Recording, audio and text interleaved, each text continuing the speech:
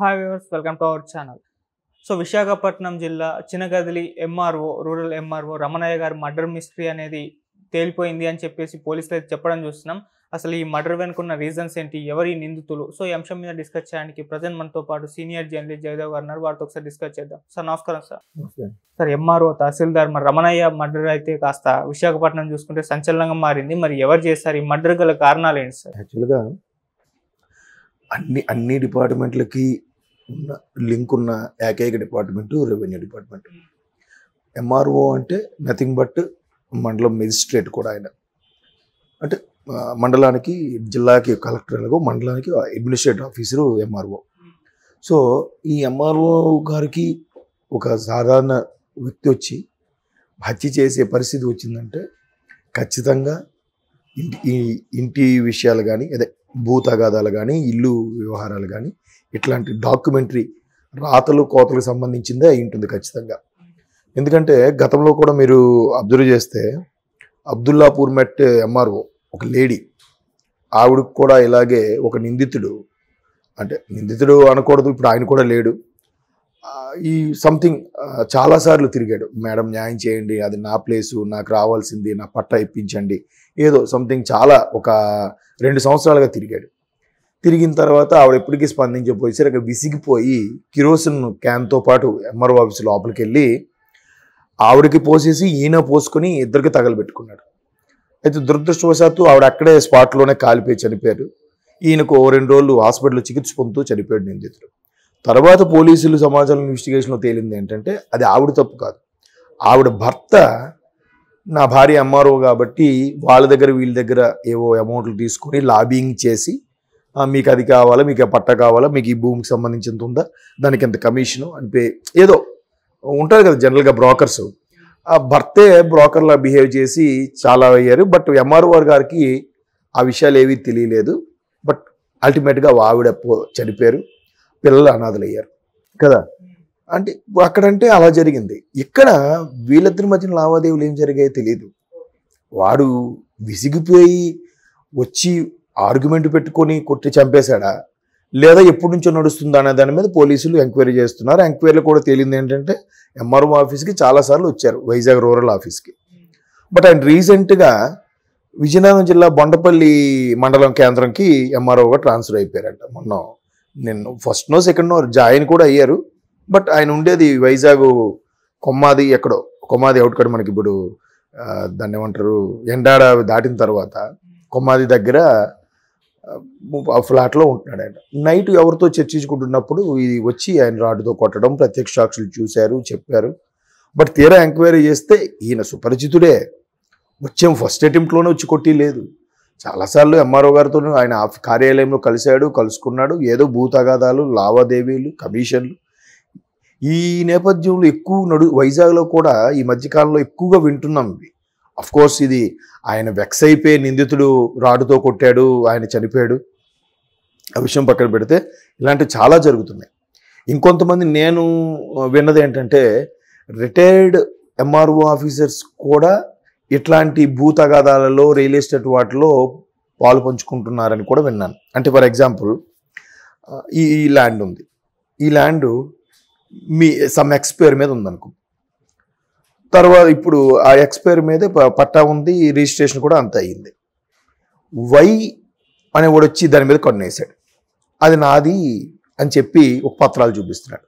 ఎలా చూపిస్తున్నాడు, ఈయన ఎప్పుడైతే రిజిస్ట్రేషన్ చేయించుకున్నాడో ఈయన రిజిస్టర్కి ముందు సంవత్సరమో 2 ఏళ్ళో 5 ఏళ్ళ ముందో వెళ్తే అప్పుడు స్టాంప్ పేపర్లు సంపాదించి ఆ టైంకి ఆ ఏరియాలో ఆ రూరల్గా ఏ ఎంఆర్ఓ అయితే పనిచేస్తున్నారో ఆయన ఇప్పుడు రిటైర్ అయిపోయి బతుకుంటే ఆ ఎంఆర్ఓని పట్టుకొని వాళ్ళతో సంతకాలు పెట్టించుకొని ఈ భూమి నాది అని ప్రూవ్ చేస్తున్నారట. అంటే చూడండి జనాలు ఎంత తెలివి మీరిపోయారు. మీకు అర్థమైందా? సమ్ ఎక్స్ అనేవాడు 2000లో ల్యాండ్ కొన్నాడండి. వై అనేవాడు వచ్చి దాని మీద కొనేసి ఏం చేశాడు, 2015లో ఆ ఏరియాలో ఏ ఎంఆర్ఓ అయితే పనిచేస్తున్నారో ఆ ఎంఆర్ఓ రిటైర్ అయిపోయినా ఆయన ఎక్కడున్నాడో వెతికి పట్టుకొని ఆయనతో సంతకాలు పెట్టించుకొని ఆ స్టాంప్ పేపర్లు, ఆ స్టాంప్ రౌండ్ సీల్ వేయించి చూసుకొని ఇది నాకు 2015లోనే నా పేరు మీద రిజిస్టర్ అయింది, ఇగో ఎంఆర్ఓ సంతకం చూపిస్తే పాపం ఎక్స్ అనేవాడు కంగు తింటున్నాడు. చూసారా ఎన్ని తెలివితేటలు. అంటే ఆ మోసం చేయడంలో ఆరితేరిపోతున్నారు ఒక్కొక్కరు. టెక్నాలజీ పెరిగే కొద్దీ బాగా పెరిగిపోతుంది కదా. సో ఇట్లాంటివి జరుగుతున్నాయని కొంతమంది చెప్తే విన్నాను. నాకు తెలియదు, నేను ఇప్పుడు లైవ్ చూడలేదు. అంటే ఇలా కూడా చేయొచ్చా, దారుణాలు ఘోరాలు ఇలా కూడా జరగొచ్చా అన్నట్టుగా నేను చెప్పేవరకు మీకు చూసారు అలాగా ఆశ్చర్యం అనిపించిందా? అలాగా ఈ రెవెన్యూకి సంబంధించిన వాళ్ళు, రిజిస్ట్రేషన్ సంబంధించిన రిజిస్ట్రార్లు వీళ్ళు కూడా కొంతమంది, అందరని అనట్లేదు, కొంతమంది డబ్బు కాసుపడో లేదంటే వాళ్ళు ఉండే మైనస్ డిమెరిట్ని, దాన్ని ఏమంటారు, కొన్ని లొసుగులు ఉంటాయి, ఆ లొసుగులు కప్పిపుచ్చుకోవడానికో లేదంటే కొంతమంది బ్లాక్మెయిల్ చేసో బడా నేతలు కానీ లేదా పెద్ద పెద్ద బిజినెస్ మ్యాన్లు కానీ, ఎస్పెషల్లీ ఇవాళ రేపు రియల్ ఎస్టేట్ వ్యాపారం బాగా విస్తరిస్తున్న నేపథ్యంలో విశాఖ క్యాపిటల్ అని ఊదరగొట్టేశారు. దాంట్లో అక్కడ ఏం కట్టింది లేదు, ఏం చేసింది లేదు, ఉన్నది చెడగొట్టారు తప్ప. క్యాపిటల్ అని చెప్పి ల్యాండ్ రేట్లు పెంచేసుకొని ఎక్కడో వైజాగ్కి 40 కిలోమీటర్ డిస్టెన్స్లో కూడా అటు భోగాపురం దాటేసి, ఓకే, ఇటు పెందుర్తి కొత్త వలస దాటేసి అలాగే అటు విజయనగరం వైపు కూడా వెళ్ళిపోయి మొత్తం ల్యాండ్ రేట్లు పెంచుకొని రియల్ ఎస్టేట్లు వ్యాపారం చేసుకున్నారు. దానికి కొంతమంది సోకాల్డ్ ఈ డిపార్ట్మెంట్ సంబంధించిన వాళ్ళు హెల్ప్ చేశారు. సో అలాగే హెల్ప్ చేస్తున్నప్పుడు వీళ్ళ ఇద్దరి మధ్యన ఏం లావాదేవీలు ఉన్నాయో, ఏం ట్రాన్సాక్షన్స్ ఉన్నాయో అవన్నీ బయటకు వస్తాయి. ఇప్పుడు ఆయన దొరికాడు అనుకోండి, ఆయన కొట్టడం వల్ల, రాడుతో కొట్టడం వల్ల చనిపోయాడు అన్నారు. చనిపోయిన తర్వాత ఖచ్చితంగా భయంకో లేదంటే ఇంక దేనికో పారిపోతారు. ఎవరు ఉద్దేశపూర్వకంగా కావాలని చేయరు. అలా జరిగినప్పుడు ఆయన అప్స్కాండ్ అయిపోయాడు కాబట్టి ఆయన ఏం చేసి ముందు రైలు టికెట్లు కూడా బుక్ చేసుకున్నాడట. అంటే పోలీసుల ఎంక్వైరీలో తెలిసిందే. తిట్టుకుని మళ్ళీ అమ్మో ఇదైతే లేట్ అవుద్ది పారిపోవడానికి, ట్రైన్ అయితే కనీసం ఒక వైజాగ్ నుంచి ఫర్ ఎగ్జాంపుల్ హైదరాబాద్ వచ్చాడు అనుకోండి 12 hours పడుతుంది. అదే హైదరాబాద్ ఫ్లైట్ అనుకోండి 1 hour 15 minutes వైజాగ్ నుంచి హైదరాబాద్ వచ్చేస్తారు. ఇక్కడ నుంచి మళ్ళీ ఉంటాయి. అంటే అఫ్కోర్స్ శతకోటి దరిద్రాలకి అనంతకోటి ఉపాయాలు అనుకోండి, వేరే విషయం. సో అలాగే పారిపోయినట్టుగా కమిషనర్ గారు కూడా ప్రెస్ మీట్ పెట్టి చెప్పారు.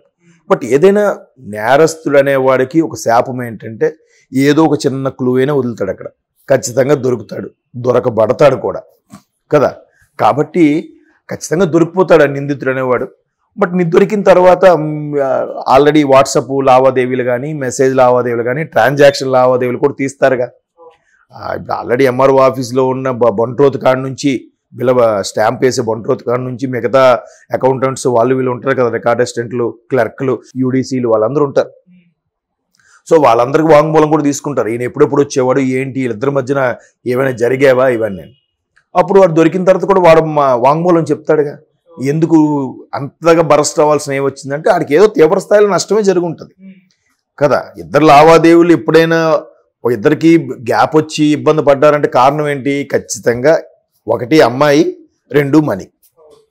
సో ఒక ఎంఆర్ఓ, ఒక సాధారణ ఒక వ్యక్తి రియల్ ఎస్టేట్ సంబంధించినోడో లేకపోతే వేరే భూ విషయాలకు సంబంధించిన వాడికి అయితే ఖచ్చితంగా అమౌంటే ఉంటుంది. ఇవాళ రేపు కావాల్సింది అదే కదండి, దానికోసమే అన్నీ జరుగుతున్నాయి.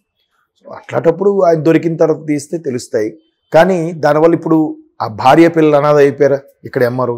గతంలో అబ్దుల్లాపూర్మెట్లో లేడీ ఎంఆర్ విజయారెడ్డి ఆవిడ పేరు, ఆవిడ కూడా పాపం పిల్లలు, చిన్న పిల్లలు, ఎలిమెంటరీ స్కూల్ చదువుతున్న పిల్లలు, ఆ పిల్లలు అనాథలు అయిపోయారుగా.